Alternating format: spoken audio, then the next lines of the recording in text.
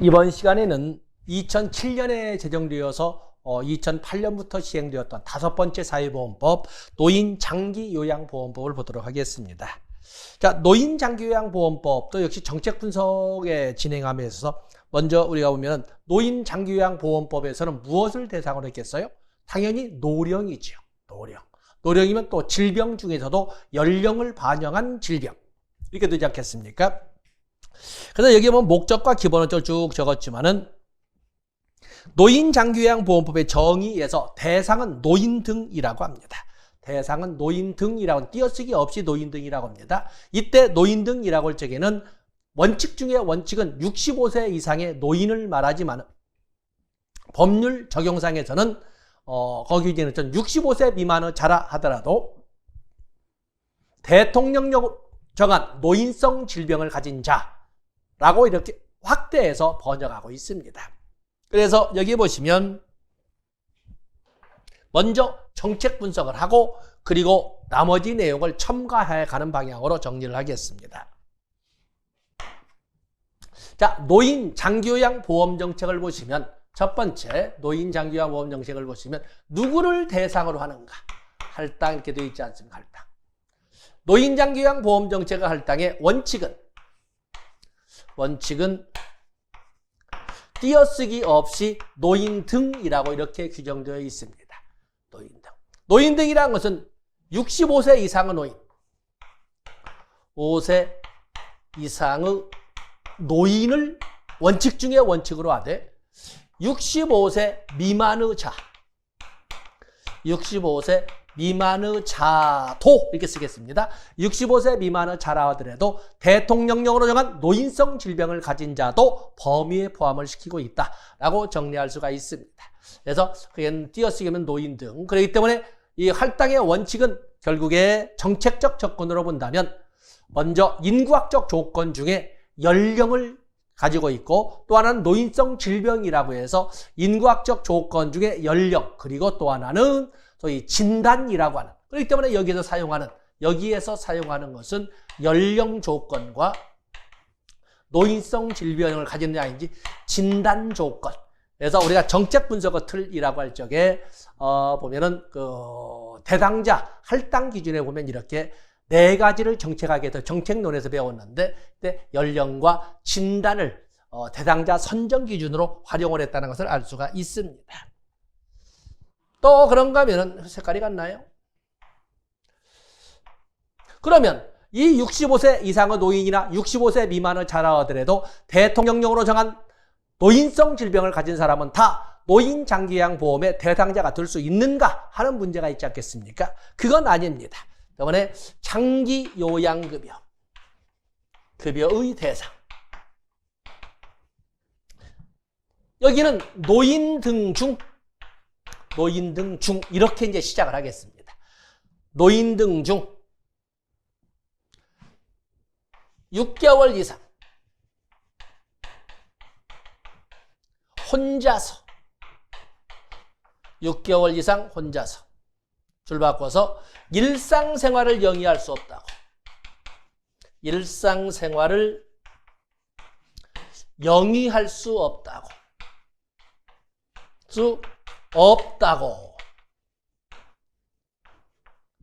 줄 바꿔서 인정되는 자를 바로 장기요양급여의 대상으로 설정하고 있습니다. 노인 등 모두를 장기요양급여의 대상으로 하지는 않습니다. 그들 중에서도 6개월 이상 혼자서 일상생활을 영위할 수 없다고 인정되는 자를 대상으로 합니다. 자, 이렇게 틀을 잡았습니다. 다음에 지면은 내랑 가입자 여러분 적으시죠? 가입자.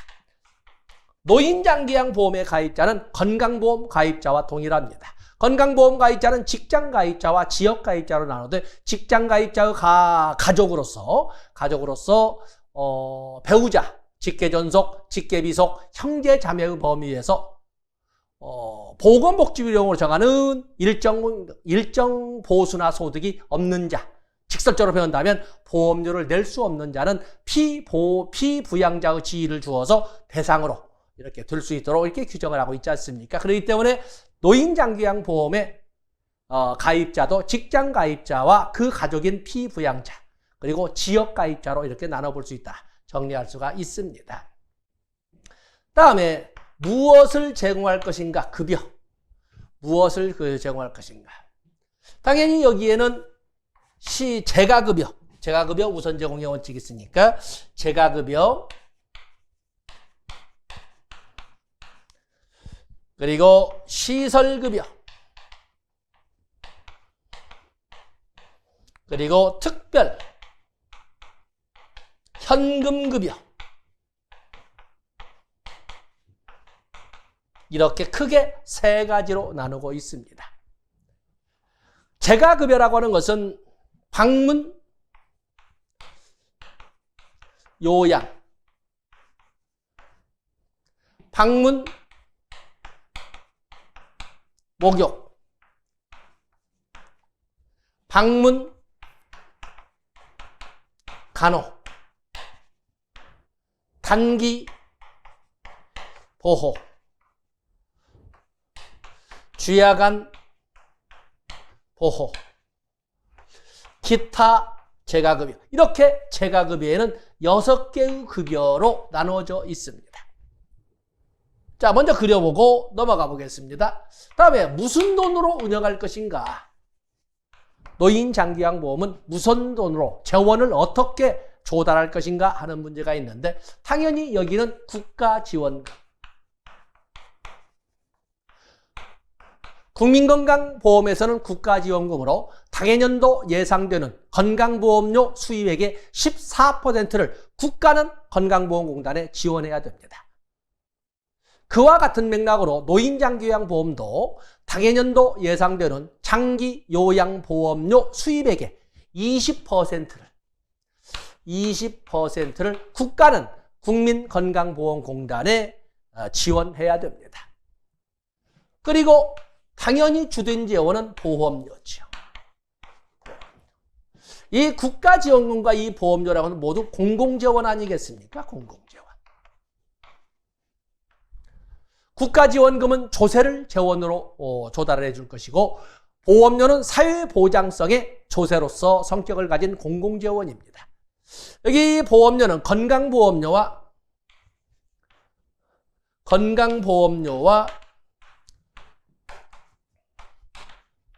통합징수화돼, 건강보험료와 통합징수화돼 구분고지하고, 그리고 분리하여 독립회계로 관리하여야 한다라고 법률 규정을 간단히 축약을 해봤습니다. 때문에 노인장기요양보험료는 건강보험료 곱하기 노인장기요양보험료율, 이렇게 해서 계산을 해나가는데, 그래도 여러분 고지서 보신 적이 있겠지만 참 요즘은 고지서 잘 안 보시죠? 국민건강보험료 고지서를 보시면은 아래 실선으로 건강보험료 얼마, 노인장기요양보험료 얼마, 이렇게 해서 통합, 하나의 고지서의 발송, 통합고지하되 구분해서 고지하고 있습니다. 그리고 그에 대한 것은 독립회계로 분리하여 관리하도록 이렇게 되어 있습니다. 그래서 이런 규정 보시고, 그러면서 여기에는 또 뭐해서 본인 일부 부담금이 있지 않습니까? 본인 일부 부담금.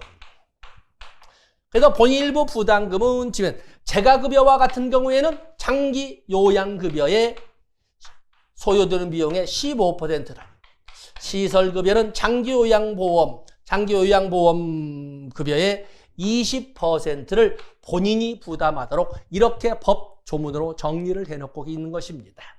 빠진 또 듣지요. 또 그 외에서 전달은 어디에서 맡을 것인가? 당연히 여기는 건보공단에서, 국민건강보험공단에서 다 관리를 하죠. 이런 틀은 다 알고 있습니다. 자, 우리가 법조문으로 이런 내용들을 하나하나 다시 복습 겸해서 정리해 보도록 하겠습니다. 자, 먼저 거기 보면 노인장기요양보험법에 정의 받고 제공의 기본 원칙도 곧잘, 서비스용입니다. 곧잘 나옵니다. 그 문장 다 읽어보지는 그렇지만은 거기 보면 장기요양급여 제공의 기본 원칙을 4가지로 설정을 했습니다. 첫 번째 보시면 자기 결정의 원칙이 있습니다. 장기요양급여는 노인 등이 띄어쓰기가 없어야 되는데 자꾸 띄어쓰기 없이 붙여놓으면 그 출판팀에서 자꾸 아마 컴퓨터 치면 떨어져 버리는가 본데 사실은 띄어쓰기 없는 노인등입니다. 노인등이 자신의 의사와 능력에 따라 최대한 자립적으로 일상생활을 수행할 수 있도록 제공되어야 된다. 결국에 자신의 의사와 능력에 따른 것은 자기결정의 원칙이 있는 것이고, 두 번째 장기 요양급여는 쭉 나와 있지요. 적정 제공의 원칙이 나와 있습니다. 문장이 길다 보니까 줄이다 보면 뒤에 두째 줄에 있는 것처럼 적정 제공의 원칙을 정리를 했습니다. 다음에 세 번째 장기 요양급여는 재가급여 우선 제공의 원칙, 네 번째는 의료 서비스 연계 제공의 원칙. 그래서 여러분들은 거기 원칙의 옆에다 1, 2, 3, 4번 되어 있는 그 원칙에다가 자기결정의 원칙, 적정 제공의 원칙, 재가급여 우선 제공의 원칙, 그리고 의료 서비스 연계 제공의 원칙이라고 해서 긴 문장을 추가해서 적용해 놓으시면 도움이 되시리라고 봅니다. 다음에 오른쪽에 보시면은 장기 요양보험에 그 제공 없이 있습니다만은 거기 장기 요양보험사항은 보건복지부 장관이 강장한다. 장기 요양보험의 보험자는 국민건강보험공단이 되겠어요. 국민건강보험공단으로 한다. 가입자는 뭐예요? 우리가 판사한 것처럼 국민건강보험 가입자와 같다. 그래서 국민건강보험 가입자 보면은 직장 가입자와 그 가족으로서 보험료를 내는 만큼의 보수나 소득이 없는 그 배우자, 직계존속, 직계배속, 형제자매, 그래서 피부양자가 있고, 그리고 지역가입자가 있습니다. 그리고 특별 예외 규정으로 외국인도 건강보험 가입자가 될 수가 있습니다. 그래서 여기 보면은 109조를 넣은 것은 외국인 특별 예외 규정을 하기 위해서 109조를 넣은 겁니다. 그래서 국민건강보험 가입자, 또 노인장기요양보험 가입자 모두 외국인에 대한 특례가 있다는 것을 여러분들이 같이 알아주시면 되겠습니다. 그래서 우리나라의 현재 영향력을 보면은 국민연금도, 건강보험도, 고용보험도, 산재보험도, 노인장기요양보험도 모두 외국인에 대한 특별 예외 규정을 두어서 외국인도 가입이 될 수 있도록 이렇게 규정하고 있다는 것을 알아주시면 됩니다. 다음에 우리가 재원을 보면은 재원에 대해서는 아까 말씀드린 것처럼 국가의 부담금인 조세로 조달되는 공공재원 조달 영역이 있고, 또 사회보장성 조세라는 명목으로 보험료를 가지고 조달하는 영역이 있지요. 또 그런가 하면 민간재원으로 본인 일부 부담금 15%, 20% 되는 이런 규정이 있다고 그랬습니다. 그래서 여기에서는 장기요양보험료에서 먼저 사회보장성 조세를 앞으로 뺐습니다. 사회보장성 조세를 앞으로 뺐습니다. 자, 장기요양보험료는 어떻게 해요? 국민건강보험료에 장기요양보험료율을 곱해서 산정하되 건강보험료와 통합징수하되 구분고지하고 그리고 분리하여 독립회계로 관리하여야 한다. 그래서 거기 장기요양보험료의 징수 제8조의 2항과 3항에다가 바로 그 규정 직접 우리가 여기처럼 통합징수하되 구분고지하고 그리고 분리하여 독립회계로 관리하여야 한다는 것을 2항과 3항에서 규정을 해놨습니다.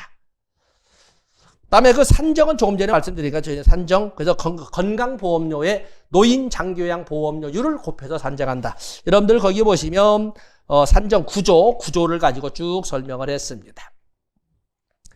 페이지를 넘어가 보시면 국가의 부담 제58조의 규정을 앞으로 당겨왔습니다만은 거기 보면은 국가는 매년 예산의 범위에서, 그럼 예산의 범위는 당연한 거지요. 국가는 매년 당해년도 예상되는 노인장기요양보험료 수입액의 20%를 국민건강보험공단에 지원한다 라고 규정된 20%, 그래서 20%를 이렇게 적어 놓은 겁니다. 건강보험에서는 14%였지 않습니까? 여기는 20%로 정리를 했습니다. 다음에 본인 일부 부담금 전액을 국가가 국세로서 하는 것은 아니고, 여기 노인장기요양보험에서 본인 일부 부담금에서 민간재원의 활용 영역이 나와 있는데, 재가급여는 노인장기요양급여 비용의 15%를, 시설급여는 노인장기요양보험급여 비용의 20%를 수급자가 부담하도록 하고 있습니다. 그래서 자, 우리가 본인 부담금, 재가급여 15%, 시설급여 20%를 이렇게 정리를 해놨습니다. 다음에 장기 요양 인정 나와 있죠. 장기 요양 인정. 여기 보시면 장기 요양 인정을 신청할 수 있는 사람 누군가? 당연히 가입자죠. 그래서 당연히 가입자로서 장기요양보험 가입자인 직장가입자, 지역가입자, 그리고 직장가입자의 가족으로서 피부양자 다 장기요양 인정을 신청할 수 있습니다. 그러나 그것만 있는 것이 아니라 그뿐만 아니라 의료급여법상의 수급권자도 역시 마찬가지로 의료급여 수급권자도 장기요양 인정을 신청할 수 있는 법적 자격이 있다. 그래서 바로 그 자체로도 한 문제의 영역이 되겠습니다. 다음에 장기요양 인정을 신청하면 조사를 하게 되고 등급을 판정하게 됩니다. 등급 판정으로 넘어가 보세요. 등급을 판정하게 되는데 거기 보시면 등급판정위원회는 한번 읽어는 볼까요? 15조의 제1항 공단은 조사가 완료된 때 조사 결과서, 신청서, 의사소견서 그 밖에 심의에 필요한 자료를 장기요양 등급판정위원회에 장기요양 등급판정위원회. 자, 우리가 여기 보시면 장기요양 6개월 이상 혼자서 일상생활을 영위할 수 없다고 인정하는 기관이 바로 장기요양 등급판정위원회입니다. 그래서 이 건보공단에서 이렇게 필요한 심의에 필요한 자료를 장기요양 등급판정위원회에 제출하면 장기요양 등급판정위원회에서는 이 사람이 6개월 이상 혼자서 일상생활을 영위할 수 있는지 없는지, 없다면 어느 정도나 없는지를 가지고 바로 6등급으로 나누어서 판정하게 됩니다. 자, 이 아래에 보면 참고자료 이렇게 해놨죠. 그래서 노인장기요양보험법 시행령의 17조를 보면은 등급 판정 기준으로 장기요양 1등급, 2등급, 3등급, 4등급으로 이렇게 쭉 나누어서 하되 거기에 보시면 줄쳐놓을 것이 있습니다. 한번 읽어볼까요? 1등급 심신후 기능 상태 장애로 일상생활에서 전적으로 다른 사람의 도움이 필요한 자로서 요양 인정 점수 95점 이상인. 자, 점수 숫자까지는 놔두겠습니다. 여러분이 줄쳐놓은 것은 전적으로, 일상생활에 전적으로, 이때 전적으로. 2등급은 똑같은 문장으로 되어 있습니다만 심신의 기능상태 장애로 일상생활에서 상당 부분, 전적으로가 아니라 상당 부분으로 75점 이상인 자. 그 다음에 3등급은 역시 마찬가지로 심신의 기능상의 상태로 기능상태 장애로 일상을 해도 부분적으로 점수는 60점 이상이 되겠습니다. 60점 이상, 75점 이상, 95점 이상. 그 다음에 4등급은 심신의 기능상태 장애로 일상생활에서 일정 부분, 전적으로, 상당 부분, 부분적으로, 일정 부분. 점수는 뒤에서 이제 보듯 51점 이상, 60점 이상, 75점 이상, 95점 이상 이렇게 해서 1, 2, 3, 4등급을 이렇게 우리가 숙지를 해나갈 수가 있습니다. 핵심은 일상생활에서 얼만큼 다른 사람의 도움을 받느냐, 전적으로 다른 사람의 도움을 받는다는 것은 1등급이 되는 것이고 상당 부분 다른 사람의 도움을 받는 것은 2등급, 부분적으로 다른 사람의 도움을 받는 것은 3등급, 일정 부분 다른 사람의 도움을 받는 것은 4등급이라고 합니다. 그리고 5등급과 거기 보면 5등급, 그리고 장애에 대한 인지 지원 등급이 6등급이라고 인지 지원 등급이라고 하는데 이 5등급과 인지 지원 등급은 바로 소위 치매를 대상으로 하는 이런 등급이 되겠습니다. 그래서 치매 등급을 세분화해서 이렇게 5등급과 인지 지원 등급으로 나누어서 분류하고 있다. 그 정도 보시면 됩니다. 어쨌든 우리가 만약에 좀 더 심화한다면 얼만큼 일상생활에서 얼만큼 다른 사람의 도움을 필요로 한 자인가, 전적으로, 상당 부분, 부분적으로, 일정 부분. 이 규절 4개 정리해 놓으시고 거꾸로 51점 이상, 60점 이상, 75점 이상, 95점 이상 이렇게 해서 또 점수를 거꾸로 이렇게 정리해 두시면 되겠습니다. 페이지를 넘어가 보시면 장기 요양 인정의 유효기간, 장기 요양 인정을 신청할 수 있는 사람은 가입자지요. 가입자, 직장 가입자, 지역 가입자, 또 직장 가입자의 피부양자 인정 신청할 수 있고, 그리고 의료급여 수급권자도 장기요양 인정을 신청할 수 있습니다. 장기 요양이 인정이 된다면 그 유효기간의 원칙은 1년 이상으로 합니다. 1년 이상으로 한다. 그런데 그에 대한 갱신을 받고자 할 적에는 1년이 지난 후에는 최소한 1년 이상이어야 되니까 어쨌든 1년으로 하든 2년으로 하든 그 기간이 지난 후에는 갱신을 받기 위한 검사를 받아야 되는데 갱신의 결과 이전과 동등한 이전과 똑같은 등급이 나왔다면 그때도 1년 이상으로 해야 되는가? 장기 요양 1등급의 경우에는 똑같은 등급이 날 때는 4년, 2등급, 3등급, 4등급은 3년, 그리고 장기 요양 5등급과 인지 지원 등급은 2년으로 이렇게 해서 적용을 하고 있습니다. 원칙은 장기 요양 등급을 장기 요양으로 인정받으면 최소 1년 이상의 유효 기간을 인정받는데 갱신의 결과 이전과 똑같은 등급이 나왔다면 1등급은 4년, 2, 3, 4등급은 3년, 그리고 4등급과 인지 지원 등급은 2년으로 유효 기간을 연장하여 늘려서 적용한다라는 것을 알아주시면 되겠습니다. 다음에 급여의 종류를 쭉 정리를 했죠. 급여의 종류에서 재가급여, 시설급여, 특별현금급여가 있는데 재가급여, 방문요양, 방문목욕, 방문간호, 단기보호, 주야간보호, 기타 재가급여 이렇게 쭉 있습니다.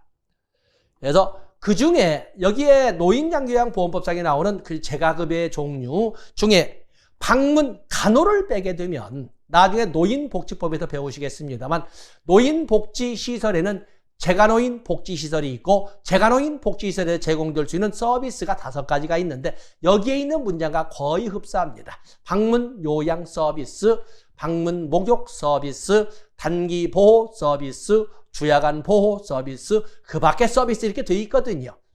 방문 간호만 빼놓고 여기에 있는 규제를 같이 접목시켜서 활용할 수가 있습니다.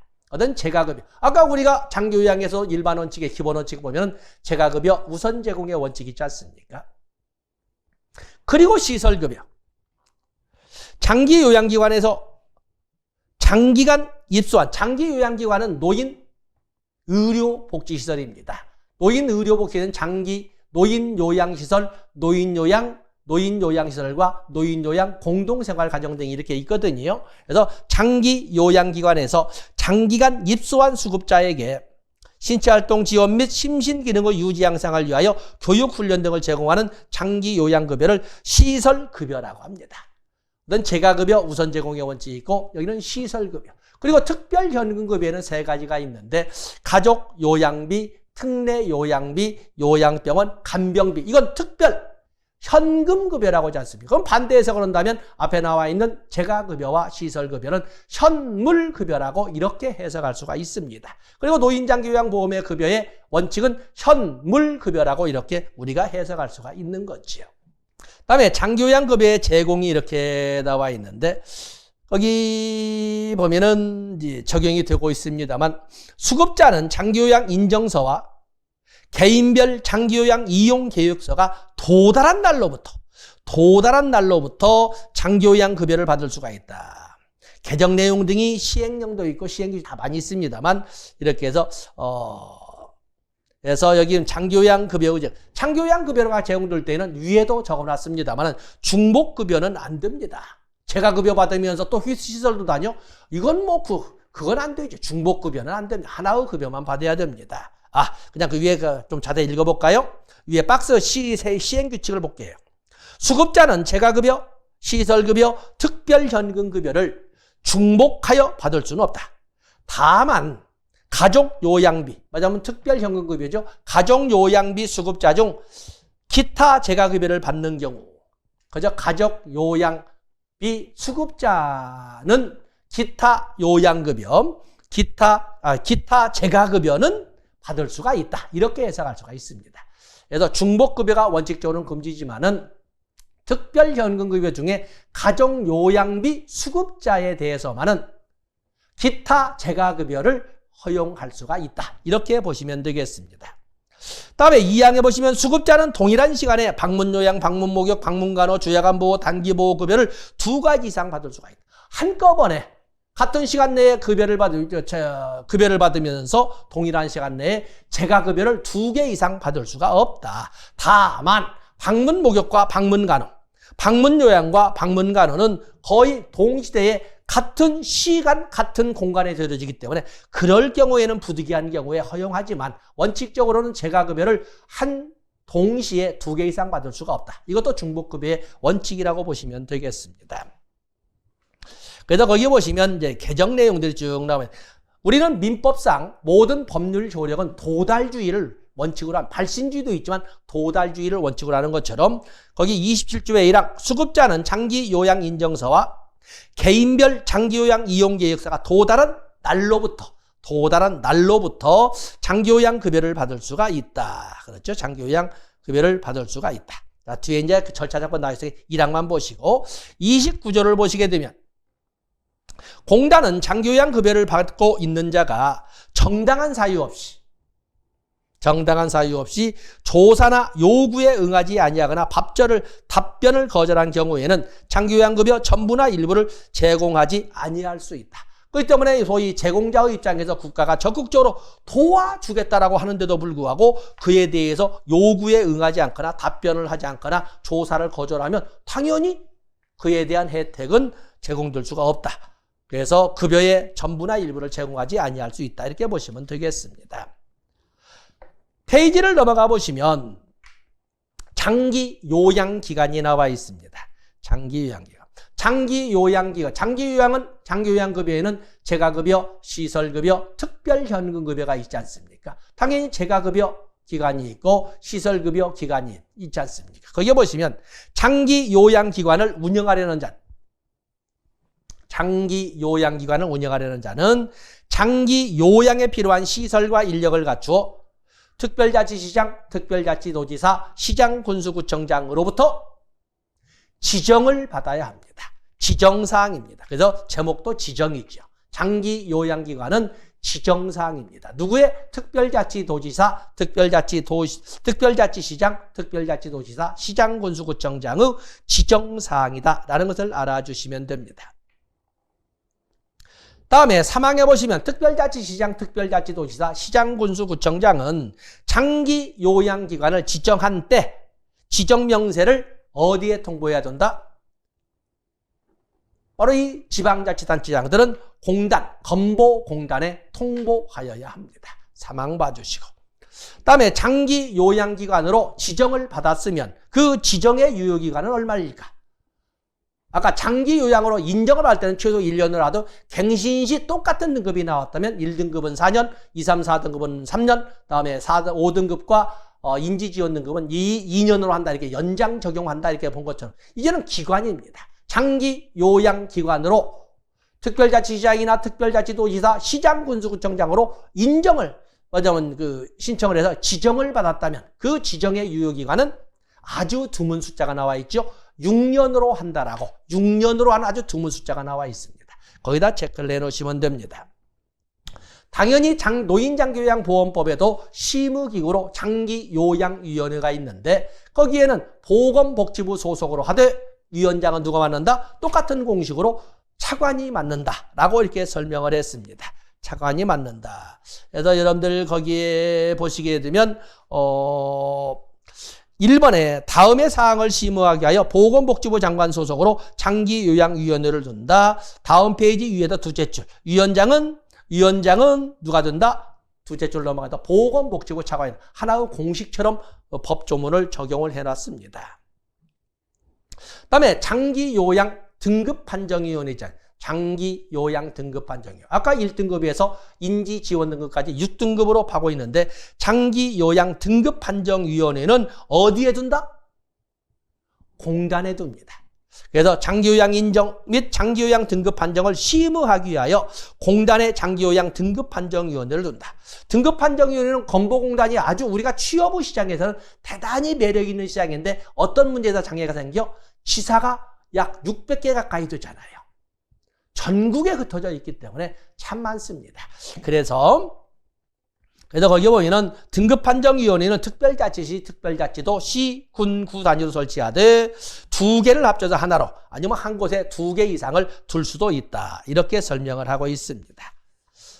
페이지를 넘어가면 이유시정, 만약에 장기 요양 정책에 대해서 이유가 있거나 불만이 있으면 어떻게 해야 될까? 뒤에 이제 그 권리구제나 권익구제에 관한 절차는 따라오겠습니다만, 자, 우리가 판서 없이 본다면 국민연금, 고용보험, 산재보험, 이렇게 산재보험이 있다면, 거기다가 여기 노인장기요양보험이 있다면 그 권리구제의 절차는 심사청구와 재심사청구로 되어 있습니다. 그런데 건강보험, 연금, 국민연금, 고용보험, 산재보험과는 달리 노인장기요양보험은 재심사 청구를 하고 나서 거기 보면 3번 볼까요? 56조의 2. 재심사위원회의 재심사 절차에 관해서는 행정심판법을 준용하고 재심사의 결정을 받았다면 행정심판을 청구할 수 없다. 그러나 재심사 이후에 행정심판은 할 수 없지만 행정소송을 할 수 있다. 그래서 심사청구, 재심사청구, 행정소송이 있다. 그러나 국민연금과 고용보험과 산재보험은 심사청구와 재심사청구만 있습니다. 그러나 건강보험은 이유신청, 심판청구, 행정소송의 절차가 있다. 물론 그것이 직선적인 절차로 이루어진 건 아니지만은 처음부터 행정소송할 수 있습니다. 행정소송이 있는 것은 건강보험과 노인장기요양보험입니다만은 분명한 것은 국민연금, 고용보험, 산재보험, 노인장기요양보험은 심사청구와 재심사청구가 있고, 타이가 있다면 노인장기요양보험만은 행정심판을 할 수는 없지만 행정소송 절차도 있다는 것을 같이 알아주시면 되겠습니다. 자, 이 시간은 여기까지 하겠습니다. 이렇게 해서 우리가 5개의 사회보험 프로그램을 봤습니다. 다음 시간에는 공공부조로 넘어가서 공공부조의 근거법인 국민기초생활보장법에 대해서 살펴보도록 하겠습니다. 고맙습니다.